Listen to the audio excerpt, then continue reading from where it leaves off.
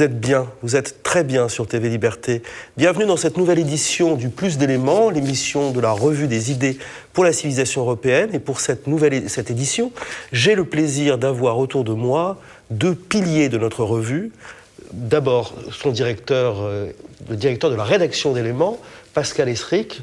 Vous êtes bien connu maintenant des téléspectateurs de TV Liberté. Vous intervenez régulièrement dans cette émission et dans l'émission de notre ami Patrick Lezinqui. Bienvenue, encore une fois, cher Pascal. Je me tourne maintenant vers Alain de Benoît. Faut-il encore vous présenter? Je suis très heureux de vous avoir. D'abord, vous animez aussi une émission sur TV Liberté, Les idées à l'endroit. Je crois que c'est tous les mois à peu près. À peu près tous les mois. À peu près tous les mois. Et vous êtes un pilier, je disais, de la revue Éléments, puisque vous êtes l'un des 4 fondateurs de cette revue, qui est une des plus anciennes revues d'idées de France, je crois. Oui, c'est ça qui est important, d'ailleurs. Voilà. C'est pas tellement de savoir quels ont été les piliers, mais de voir que cette revue a été créée il y a longtemps, vers 1972, je crois, et qu'en 2019, elle n'a jamais cessé de paraître, elle est toujours présente, et elle ne cesse de se développer. Eh bien, en tout cas, je suis très heureux de vous recevoir sur le plateau du Plus d'éléments. Alors, cher Pascal, je me tourne vers vous pour vous présenter le nouveau numéro. C'est le numéro, je crois, 177.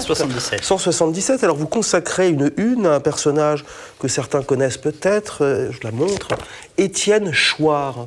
Alors, qui est Étienne Chouard? Et vous dites, pourquoi est-il la tête pensante des Gilets jaunes?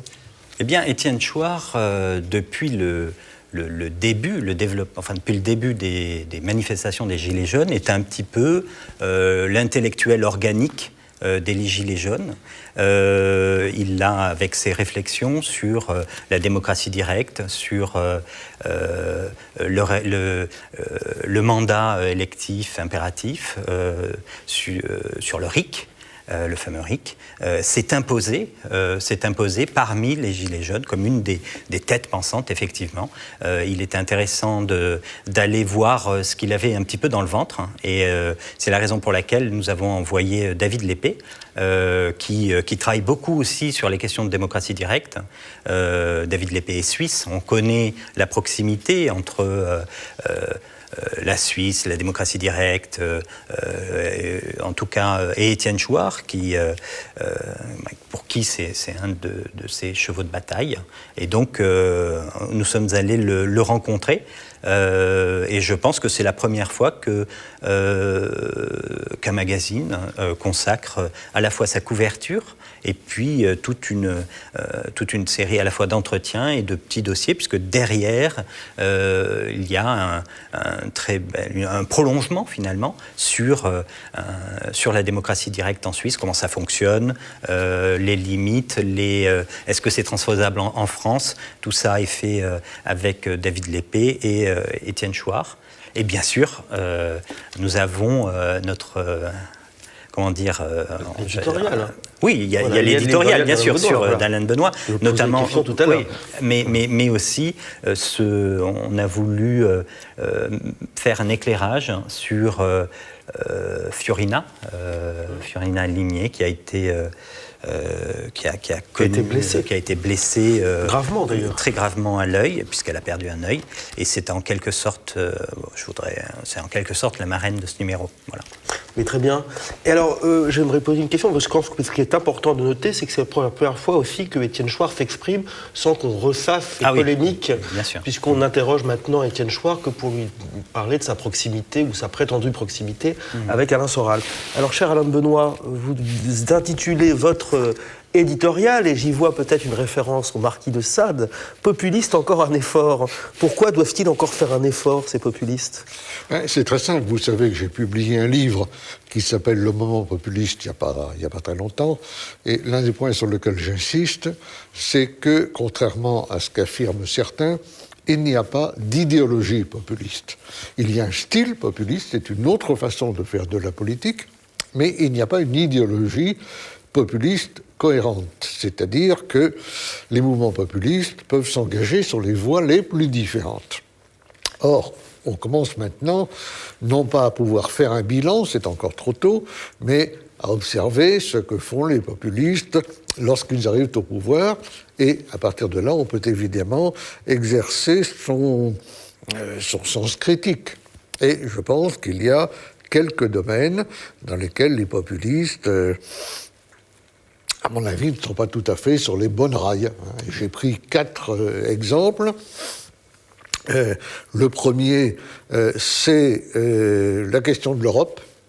Je crois qu'il y a aujourd'hui une sorte de confusion entre l'Europe et l'Union européenne, que je trouve très dommageable. Deuxième, c'est le problème de l'écologie.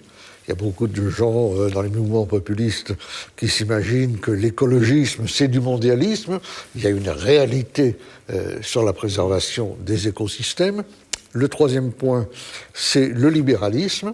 Je pense que le libéralisme, qui ne reconnaît même pas la notion de peuple, n'est pas l'idéologie dont devraient se réclamer des mouvements populistes qui, au contraire, mettent la notion de peuple au centre de leur discours. Et puis, il y a aussi les problèmes de politique internationale.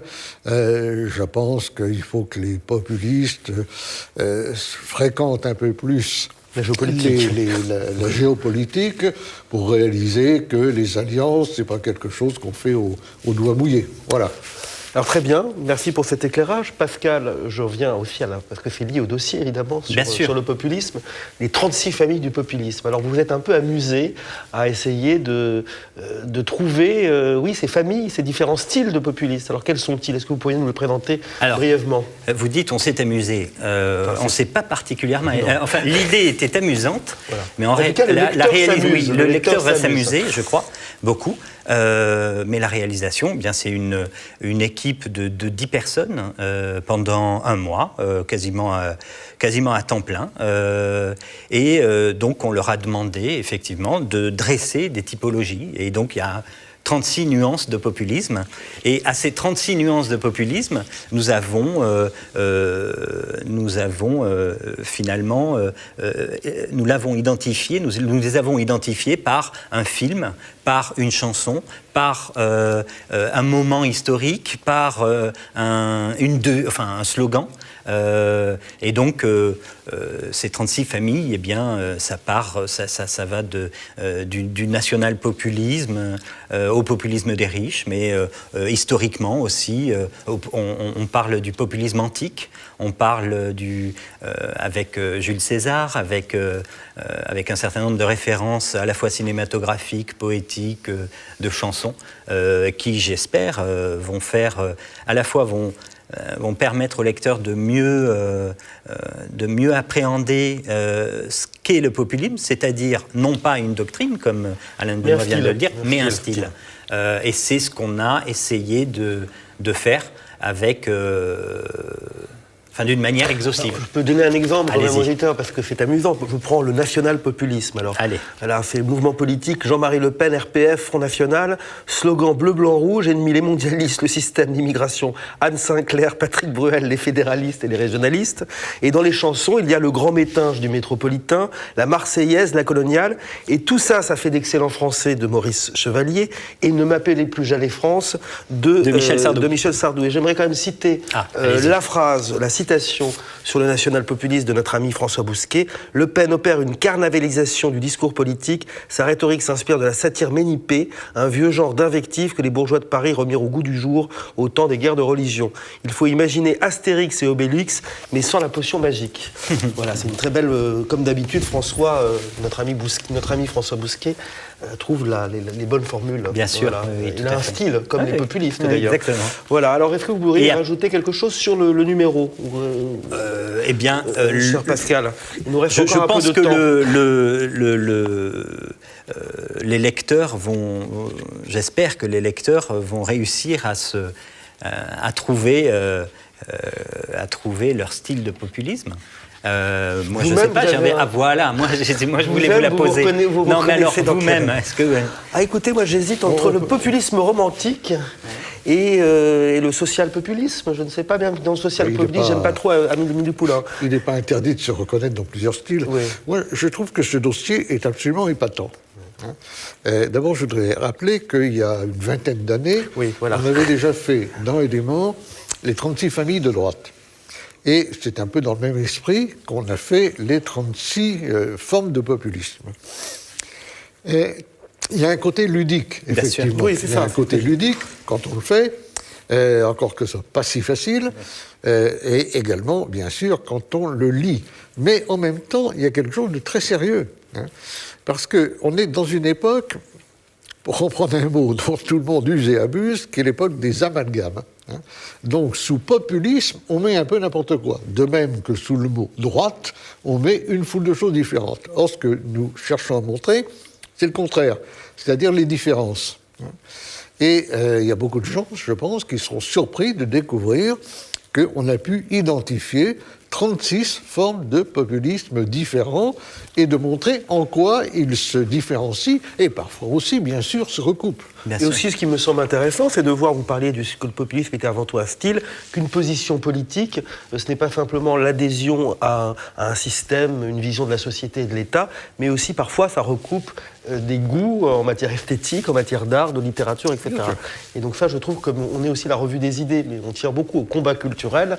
Donc voilà, là on est quand même au sein de la réflexion sur le combat culturel.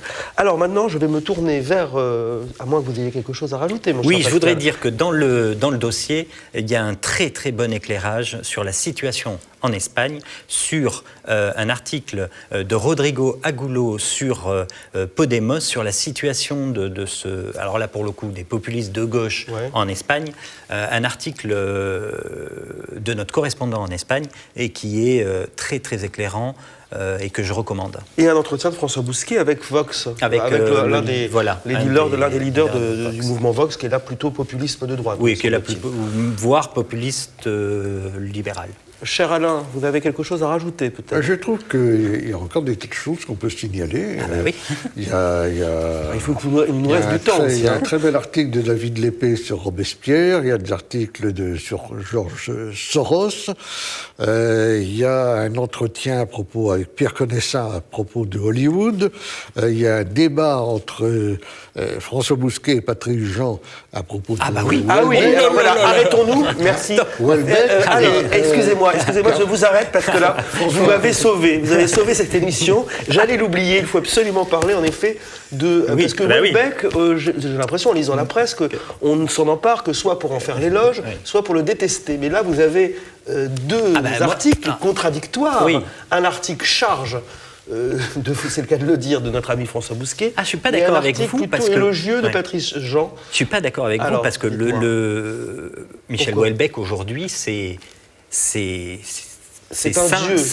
Houellebecq. Ouais. Personne n'ose ébrécher la statue du commandeur. Et il fallait tout le culot, le talent, l'audace de François Bousquet pour dire quoi ? Pour dire Houellebecq m'emmerde. Et voilà. Et c'est une charge féroce. Et c'est aussi un grand moment de bonheur littéraire, puisque François Bousquet est non seulement un journaliste, un excellent journaliste, mais aussi, je pense, un écrivain, il faut le dire, car il a une vraie plume d'écrivain. Il a une vraie plume d'écrivain, et on le constate encore dans ce numéro d'Éléments.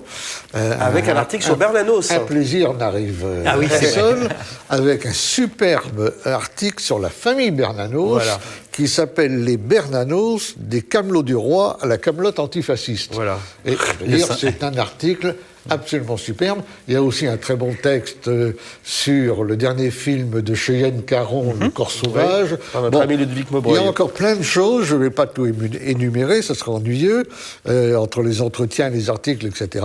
C'est un très très beau numéro. Écoutez, merci, cher Alain Benoît, nous sommes vraiment couverts de fleurs, mais cette émission est faite aussi pour nous couvrir de fleurs, pour ça, et pour faire la promotion de l'excellente revue, de notre excellente revue. Je vais me tourner vers vous, cher Alain Benoît, puisque vous venez de publier un livre au titre à la fois simple et éloquent, aux éditions du Rocher, qui s'appelle « Contre le libéralisme ». Au moins, les choses sont claires. J'aimerais, la première question, c'est que je pensais qu'au XVIIe siècle, le terme « libéral » voulait dire, signifier généreux. On parlait d'un homme libéral. Péguy lui-même, d'ailleurs, emploie ce terme, se dit « je suis plutôt un homme libéral ».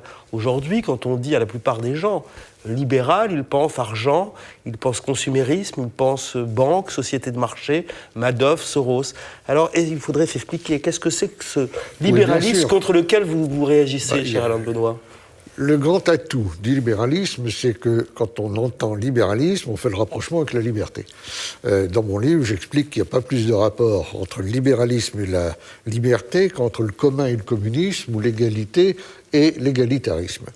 Le libéralisme n'est pas l'idéologie de la liberté. C'est une idéologie qui conçoit la liberté exclusivement comme une propriété individuelle, qui ignore totalement la liberté des peuples, des cultures, des nations, qui d'ailleurs, du point de vue libéral, ne sont que de simples agrégats d'individus.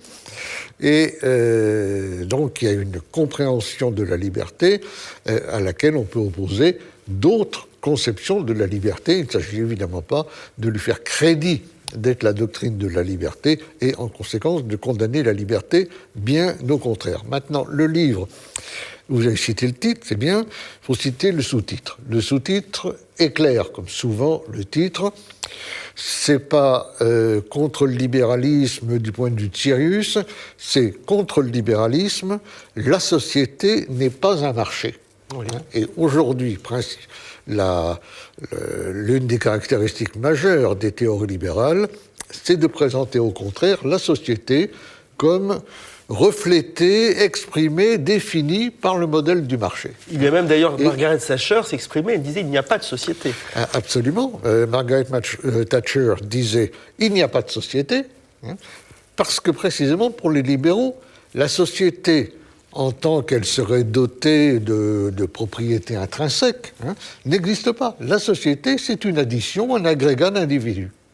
Ce qui permet de comprendre d'ailleurs, concernant un phénomène évidemment très présent comme l'immigration, que l'immigration, pour les libéraux, c'est simplement des individus qui sont à un endroit du monde qui viennent s'ajouter à d'autres individus dans une autre partie du monde. C'est le principe classique, laisser faire, laisser passer, libre circulation des hommes, des capitaux et des marchandises. Ce qui, évidemment, est un peu problématique pour ceux qui se proclament conservateurs libéraux, puisque en tant que conservateurs, ils veulent plutôt modérer, freiner, voire arrêter l'immigration. Et en tant que libéraux, ils sont plutôt tenus de respecter le principe du libre-échangisme, le refus du protectionnisme, l'ouverture des frontières, la suppression de tout ce qui fait obstacle au commerce.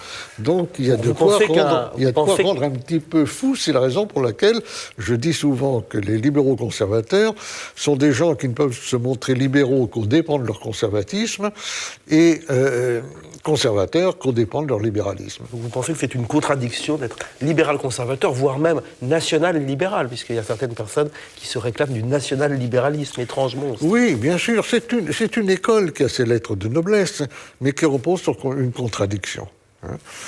Parce que si vous êtes national-libéral, vous attachez de l'importance à la nation, mais le libéralisme, vous voyez ce qu'en disent les grands pères fondateurs, John Locke, Adam Smith et autres, n'attachent pas du tout de comportement aux nations, parce que l'un de ces piliers anthropologiques, c'est de tout centrer sur l'individu, un individu abstrait, un individu de partout et de nulle part, qui est dessaisi pour les besoins de l'analyse de ses appartenances, de son héritage, etc., qui n'est jamais pris comme un citoyen, qui n'est jamais pris comme un héritier, et qui est pris comme une monade, un atome individuel, entièrement propriétaire de lui-même, fondé à poursuivre en permanence son meilleur intérêt, et à effectuer ses choix sans subir aucune influence ou contrainte du milieu social dans lequel il vit. De la même manière, on peut relever d'ailleurs la contradiction aussi de ceux qui, à gauche, sont favorables à un contrôle du marché du capitalisme et en même temps favorables à l'ouverture des frontières. En ce sens, votre livre rejoint beaucoup les thèses de Jean-Claude Michéa. Oui, puisqu'on parlait tout à l'heure de l'immigration. Ce n'est pas tout à fait un hasard si sur la question de l'immigration, une certaine gauche morale bobo, disons, qui par ailleurs feint de condamner le libéralisme économique, adopte exactement la même position que celle du patronat, qui est ravi de faire venir une main-d'œuvre à bon marché, n'est-ce pas? Vous vous souvenez de l'expression de Karl Marx sur l'armée de réserve du capital, hein? Oui. C'est pas seulement ça, mais c'est en grande partie vrai. Hein?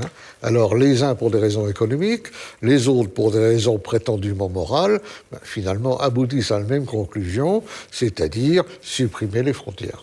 Merci. Alors, je vais vous soumettre maintenant, cher Alain de Benoît, à un questionnaire chinois, un portrait chinois du libéralisme. Un portrait chinois du libéralisme. On a préparé quelques questions. Voilà, alors déjà, première question. Si le libéralisme... Ça veut dire que vous croyez que l'économie chinoise est libérale? Non, c'est autre chose. Je pense qu'elle peut, oui, sous certains aspects, elle pratique un capitalisme très brutal. Oui, mais on fera une émission sur la Chine, d'ailleurs, avec notre ami David Lépée, qui est un spécialiste des socialismes asiatiques. Alors, cher Alain de Benoît, si le libéralisme était une maladie... Si j'étais une maladie, il y aurait forcément le cancer. Hein. D'abord parce qu'il y en a de plus en plus à notre époque, et puis alors c'est les métastases. Hein. Si le libéralisme était une erreur de jeunesse. L'erreur de jeunesse, ce serait sans doute ce sentiment de possession, de volonté de puissance artificielle qui pousse à vouloir tout de suite. Hein. D'où l'addiction à la marchandise, le fétichisme de la marchandise, l'addiction aux objets, aux écrans, etc. Le syndrome de Peter Pan, un petit peu, en quelque sorte. Si le libéralisme était une odeur, vous voyez, les questions sont très recherchées. Une odeur. Oh, l'odeur des billets, des billets monétaires qu'on vient tout juste d'imprimer. C'est cette odeur extrêmement désagréable que ça a quand on... Oui. Si le libéralisme était un bruit. Je dirais un bruit assourdissant, mais ça ne veut pas dire grand-chose. Je dirais que le libéralisme est objectivement un bruit, à lui tout seul, dans la mesure où il s'inscrit en faux à la fois contre le silence et contre la mélodie. Si le libéralisme était une chanson, des chansons qui sont des bruits d'ailleurs. Une chanson. L'insignifiance, parole de Dalida. Si le libéralisme était un film. Ah ben alors là, vous avez que l'embarras du choix. La firme de Sidney Pollack, par exemple, sur le fonctionnement des grandes entreprises multinationales. Si le libéralisme était un tableau. Le radeau de la Méduse. Dans le monde libéral, on est tous des naufragés. Hein. Si le libéralisme était une sculpture. Je dirais une sculpture sans tête. Ce qui me fait penser à la méga-machine dont parle Serge Latouche, qui n'a ni volant ni marche arrière. Hein. Une statue sans tête. Si le libéralisme était un monument international. Alors là, ça, la réponse s'impose. Hein. C'est le World Trade Center. Si le libéralisme était un monument parisien. Même chose, la Bourse de Paris. Si le libéralisme était un philosophe, qu'est-ce qui est le philosophe qui incarne le mieux le libéralisme? Là aussi, vous avez que l'embarras du choix. C'était tous les grands philosophes libéraux, Adam Smith, Frédéric Bastiat, John Locke, Popper, sur la société ouverte. Si le libéralisme était un plat. Un plat. Je passe. Vous passez? J'aurais pensé peut-être à un plat de fast-food. Mauvaise, la junk food. Oui. Si le libéralisme était une soupe. Ah, les super riches, les gros pleins de soupe. Disons la soupe à la grimace. La soupe à la grimace. Si le libéralisme était une citation. Ah, la citation qui vient tout de suite à l'esprit, c'est celle de Warren Buffett. Hein. La guerre des classes est bien une réalité, mais c'est notre classe à nous, la classe des riches, qui est en train de la gagner. Et dernière question de ce questionnaire chinois, on dit, ou un portrait chinois. Portrait chinois du libéralisme. Si le libéralisme, enfin, était un événement marquant, révélateur de sa nature. Il faut prendre un événement récent, je dirais l'élection de l'actuel locataire de l'Élysée, Emmanuel Macron, j'ai failli dire Micron.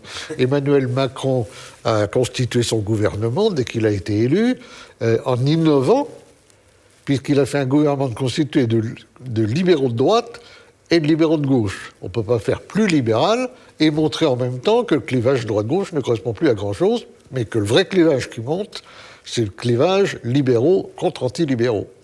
Merci, cher Alain Benoît, d'être soumis à notre questionnaire.